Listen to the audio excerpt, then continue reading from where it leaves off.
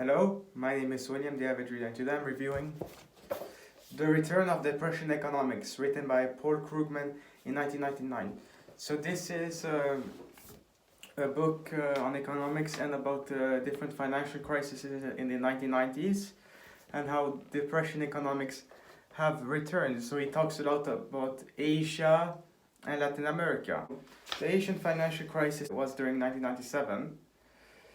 And there's also talk about how Asia before 1997 there was this so-called economic miracle. They had crony capitalism up until then. Businessmen and politicians were really cozy, and you had exponential growth rates. And that started to slow down largely in the 1990s, and Japan was clearly not going to overtake anymore the United States. And there's talk about how the liquidity trap works, so too low rate of interest and things like that.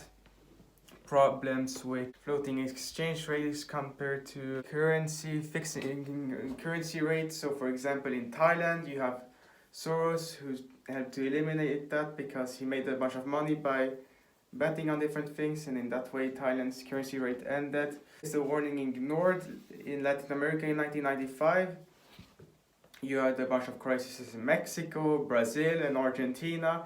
Mexico was until the 90s. Dictatorship with 6-year-long presidents who were chosen by a party, and they run the country however they want in a corrupt way for 6 years, then give over to someone they have personally chosen. Then in the 80s, there was a lot of economic reforms away from this protectionism they had in Mexico. And with the Brady deal, they forgave the debt in Mexico, and they liberalized their markets, but you had some crises there.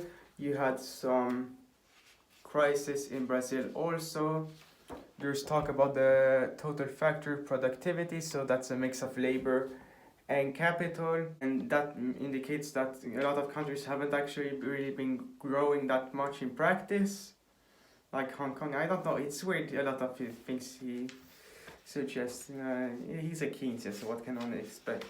There's a confidence game where people start losing confidence. There's a self-fulfilling prophecy of a recession. You've got hedge fund managers like Soros who are speeding up the process of things going bad. There's not that much to say about this book. I mean, it's a short book. He talks a lot about George Soros and how he manipulates different things in Asia and Latin America. There's a little talk about how Russia is a corrupt democratic kleptocracy under Boris Yeltsin. There's talk about Malaysian Prime Minister Mahathir Mohamad and how he believes in conspiracies, that the West is against him, and Jews and things like that, and that wasn't good of the economy. And yes, this is a Keynesian economist. And the book starts out really good, but it goes downhill eventually. How would I rate The Return of Depression Economics? I would say 6 out of 10. So it's an okay book. It makes some good points. It presents some problems that exist, but then the solutions are completely wrong.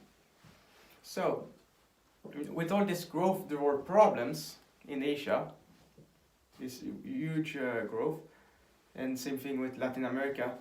But he forgets that he said himself that there was too much protectionism in those countries, and they weren't actually free market. There was a mix between government and business closing up. So it was not free market at all. So yeah, I prefer still what Austrians or Chicago school people say. He attacks kind of Milton Friedman, but says he's done some things okay. So yeah, it's a weird book.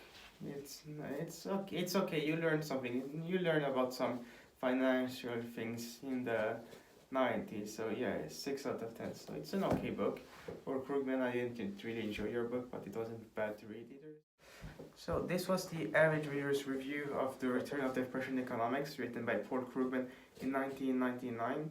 I hope you enjoyed this review, and I will see you guys next time.